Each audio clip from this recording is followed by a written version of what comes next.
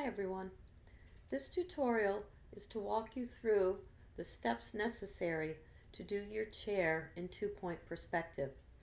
I'm starting in Photoshop because what I need to have is a photograph of the chair that I drew in my sketchbook as a line drawing and a negative space drawing.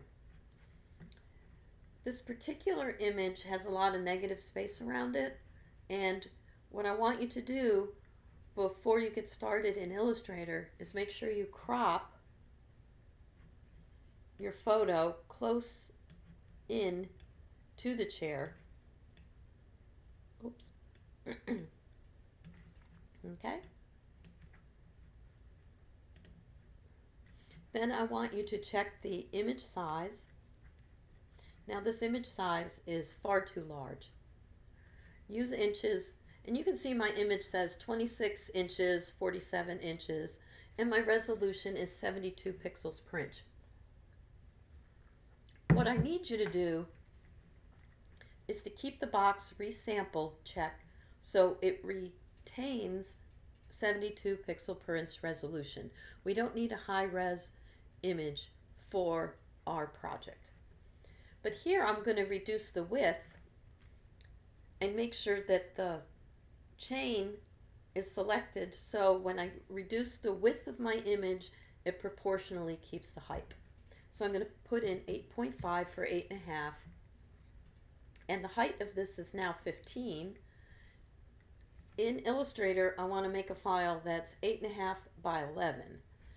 So perhaps I should just change the width, and now my height and width, I have the 11-inch height, but I have a more narrow image that's only 6 inches.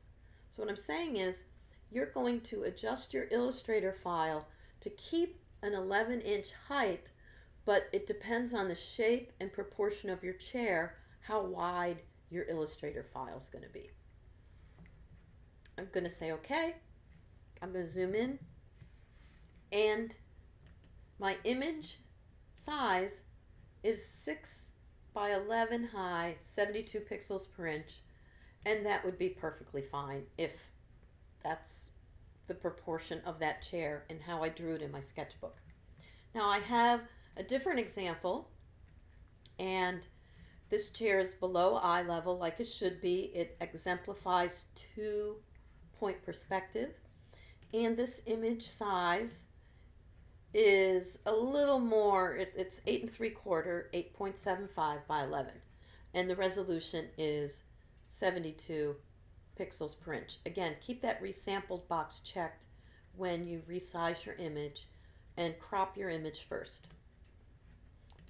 You will take a photo of your sketchbook and make sure there's no harsh shadows cast from your phone or camera onto the page. If you have an image that looks too dark, go under Image, Adjust, Exposure, and just increase the amount of light. Make sure your image isn't too dark like that, but don't use so much light that you lose detail. In this particular image, I can clearly see the student's pencil drawing, and she had chosen to just shade it in a little. You don't need to, but accuracy and detail is paramount. And if you need to do the sketchbook drawing several times before you get an accurate, strong drawing, practice makes perfect. Make sure you go to image size and resize your sketchbook drawings. They might not be exactly the same size as the photo you've started with, but everything will be very close to 8.5 by 11. So this particular image is not quite 6.5. It's 10 inches tall and 72 pixels per inch. This will be fine. Again, the size of the image from the camera to the size of the photo you take of the sketchbook page, there's going to be tiny variations. They're just close as you can get to 8.5 by 11. You would also crop any unnecessary negative space, and you're doing a negative space drawing where you set up a frame of reference on your sketchbook page and you draw the space and focus your attention to the shape of the space around the chair. I said you could fill it in with the side of your pencil. You could leave this open. You don't necessarily have to shade it in. Again, you're going to crop it and check the image size. And this particular image is 8.5 by 11 and 72 pixels per inch. So that was what you need to do in Photoshop. I've already saved all these images, so I selected Don't Save. So get your Photoshop work completed first. Put all the JPEGs into your folder. After you crop them and save them, just save them as a JPEG, and it's maximum. So when the JPEG window comes up, just say maximum resolution, and that'll be great. Okay, we're going to go to Illustrator. You can click here, Create New, or you can go to File, New. And here, when this window opens, you can choose to click on one of those icons if you want, but make sure the first thing you do is name your file with your last name. You can use underscore and then just title it whatever project we're working on. So this process in this tutorial is the same for the entire semester with every project. Start with a file size that's 8.5 by 11. For the assignment, you want to keep the 11-inch height, but you may need to crop a little bit of the width, and we'll do that in a moment. You want your measuring system to be inches. You'll have options here when you use the chevron. Just double check that it's on inches. Your orientation is vertical, and you want 2 artboards. Again, you can click with the chevrons and add as many artboards as you want. We need 2. Don't worry about bleed. Your color mode could be CMYK. We're not working with color yet. This is just a black and white drawing.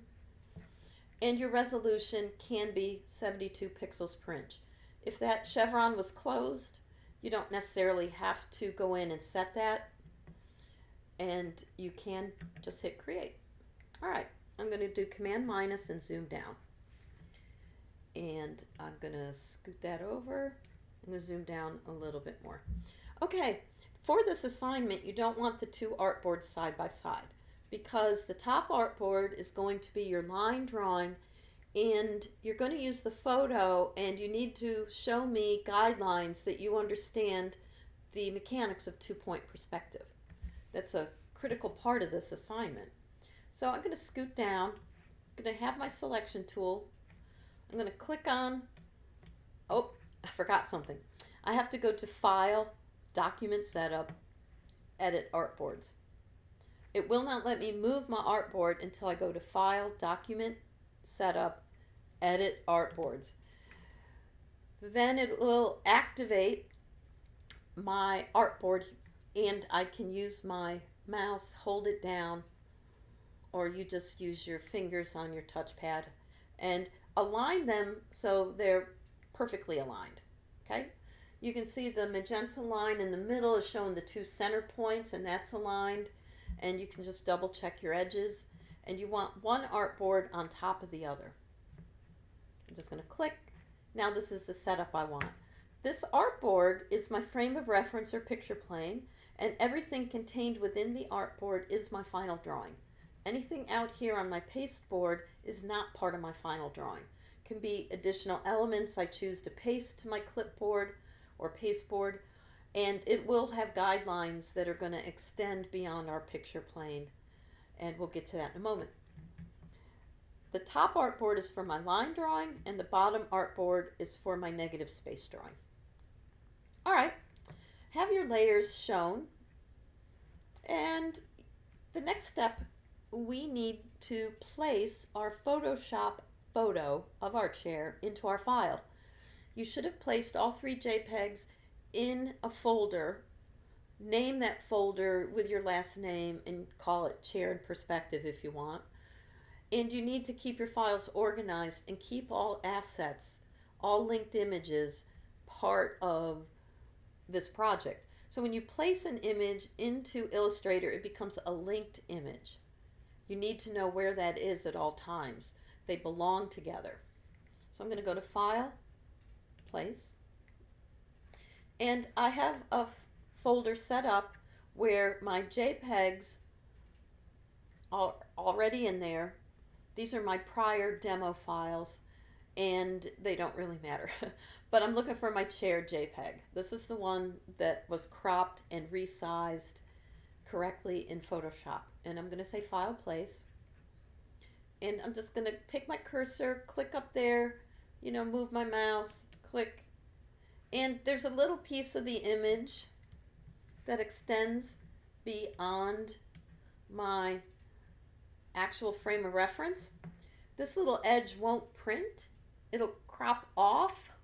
If I do hold down my Shift key and hold down my mouse or touchpad, if that's how you're working, and just drag it in, notice how everything in proportion moved together.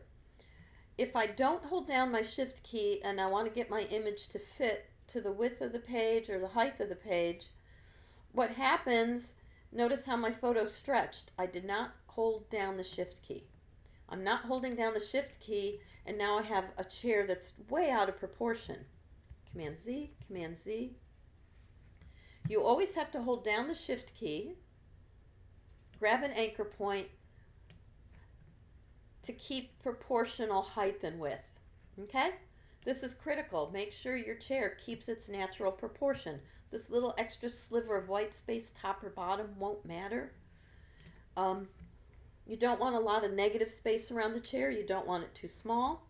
I could hold down my Shift key and activate that box, and I could pull it out to be just a little bigger if I want. I could scoot it over. And this little tiny bit of photo, again, that's hanging out from the live area will not be part of my final PDF and won't be visible. It's just hanging out here in my pasteboard. Okay? You can set it up the way that makes you productive and comfortable. I'm just tucking it in, and I'm going to just keep it centered, and I'm just going to let that little bit of extra space stay there for the moment. Then what I'm going to do is take that same picture after I have it positioned and sized the way I'd like it. I'm going to do Command Copy, Command Paste. I'm still on the same layer, layer 1, and I'm going to use this photo as my reference to draw my Illustrator file. Now I'm going to double click on layer 1 and call it Photo. Name all your layers. It will help you keep organized and not accidentally draw on a layer you shouldn't. And of course you will lock the layer if you don't want to edit it. Now the reason I unlocked it is a feature I want to make sure you know and understand is File, Document Setup, Edit Artboards. Now we were just in this window to move one artboard to be on top of the other. I'm going to zoom in, and to edit the artboard, to eliminate that little piece of extra white space I don't want to be so close that I touch or crop the chair itself, but I could shave off a little height.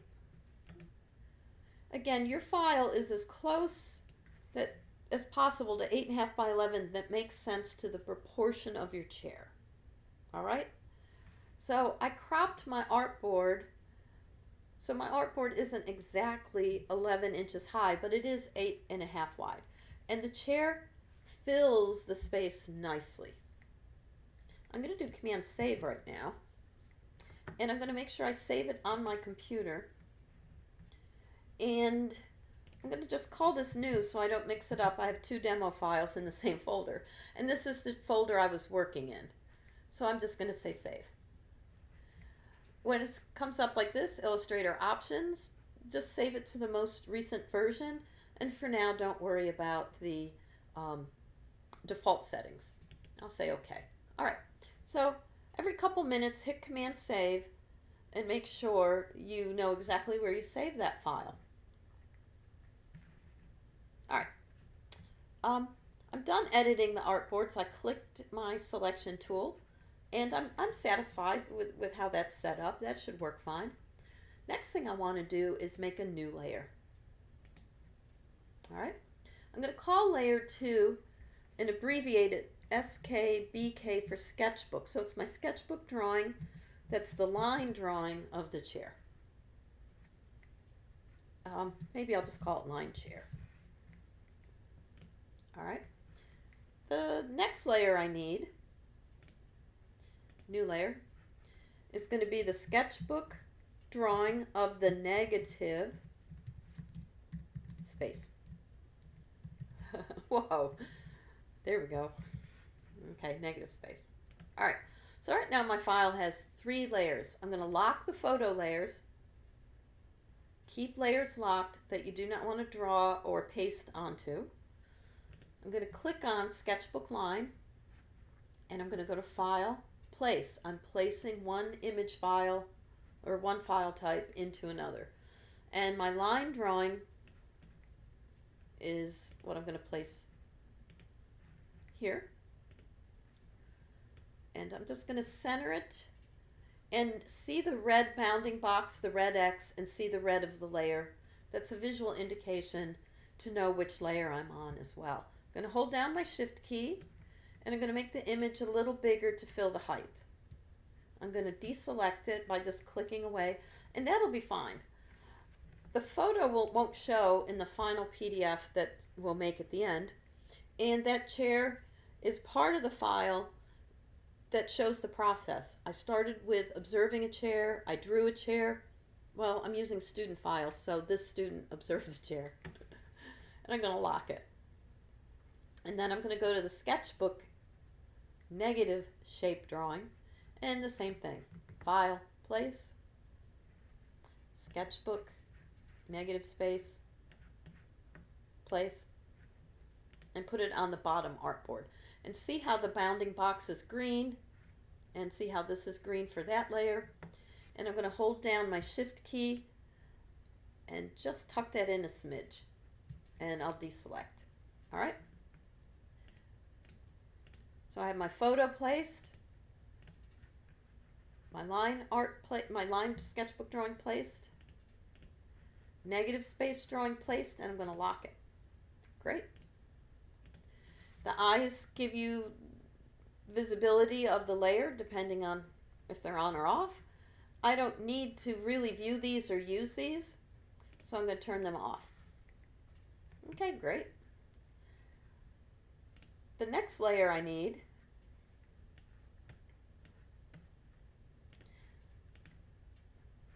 is guidelines. I need to draw a few key perspective guidelines in magenta on top of the photo to illustrate that I have clarity and understanding of the principles of two-point perspective. So I'm going to say okay. Of course I have to have the sketchbook drawings off so I can see what I'm doing. And I'm just going to move my layers over. I'm going to scroll down. This top artboard is for all my line art, and the bottom artboard is for my negative space drawing. I'm going to zoom in and position things so I can see just the top artboard. All right. And I need a few key guidelines.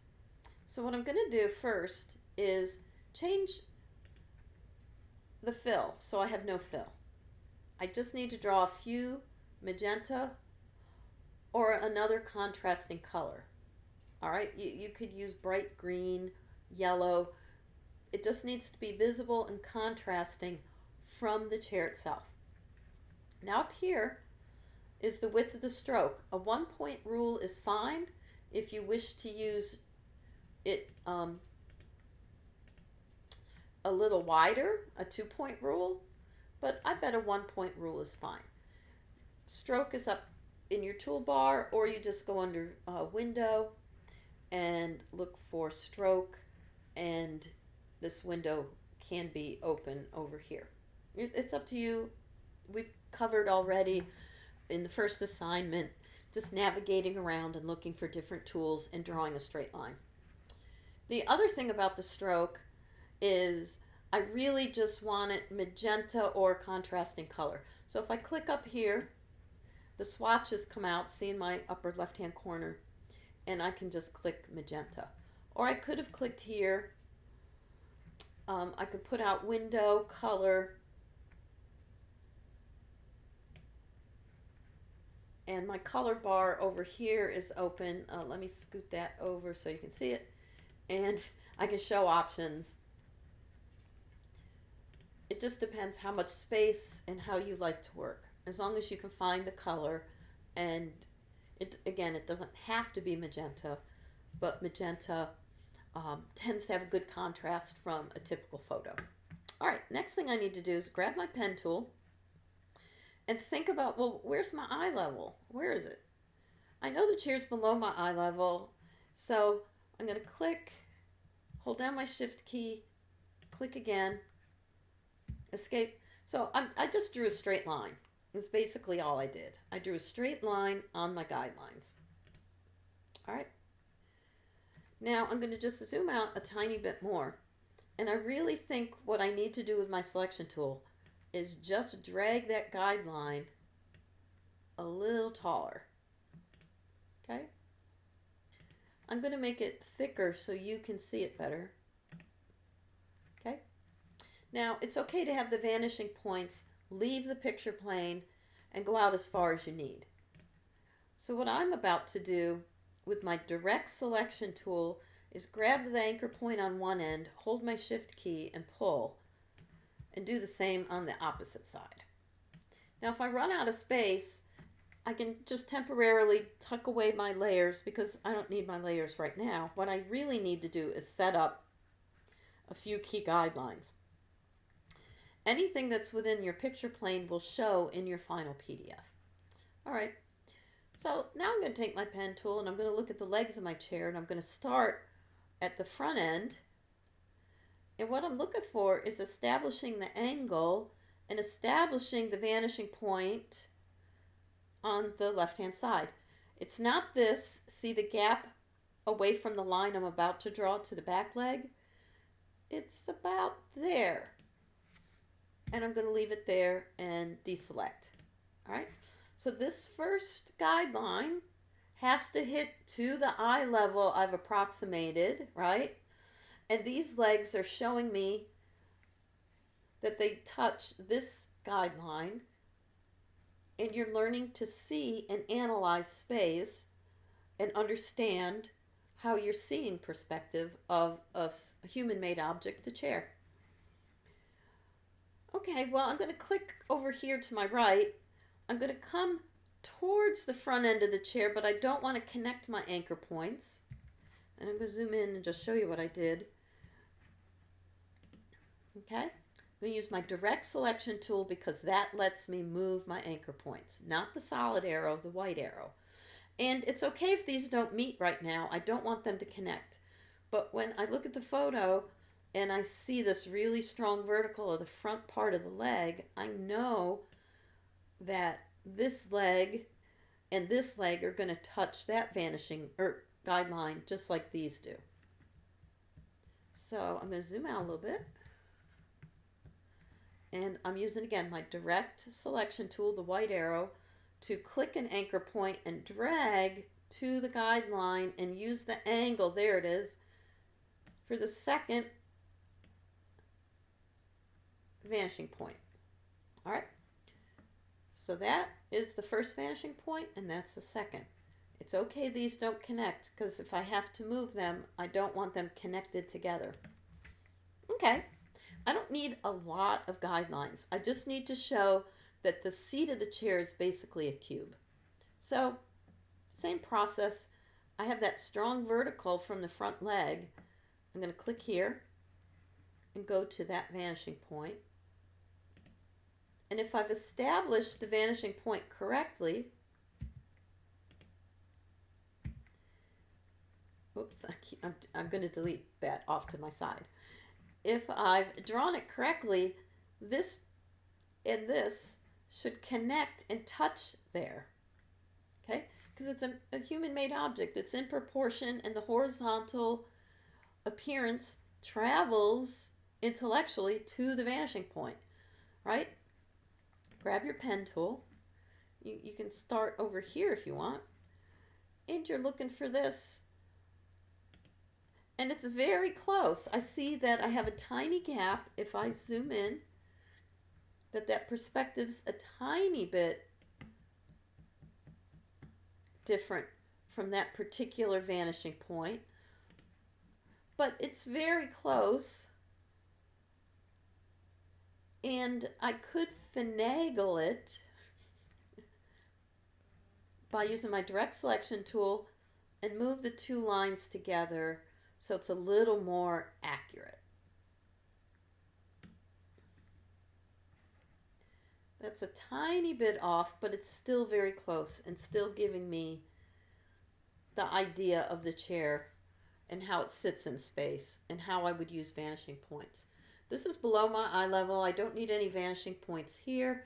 You can see this edge of the chair, but it's away from your eye. You don't see the thickness or edge there. And the other established guideline I might need, it's not exactly a square, but what I want to explain is the wooden structure under that cushion. The wood itself probably sits there, and I got the roundness of the cushion. You would have accomplished your multiple point perspective drawing, and if you need another vanishing point to really establish accuracy that isn't wrong, different parts of the chair might move slightly different in space, but they're going to be pretty close to the same. Pretty close to the same. All right.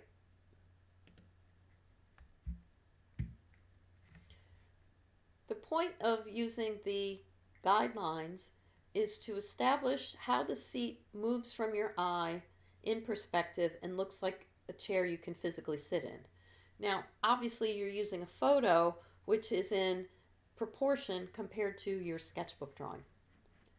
The vertical line that you need, and really you just need one vertical line, could be the front leg line of the chair. It's okay if these lines don't necessarily touch. You're just establishing that you're observing perspective. There we go. So, with just those guidelines, you start to see a cube in a way, and you start to see depth. If I turn the photo back on, and I just want to establish a couple guidelines, I'm zoomed out pretty far, I'm holding the shift key, I can just show the two legs and turn the photos off. And that's basically all the guidelines I'm after. All right? I don't need you to draw the chair in great detail to show me guidelines. In your final PDF, this won't show, only the lines within the frame of reference will show. If the lines connect, that's fine.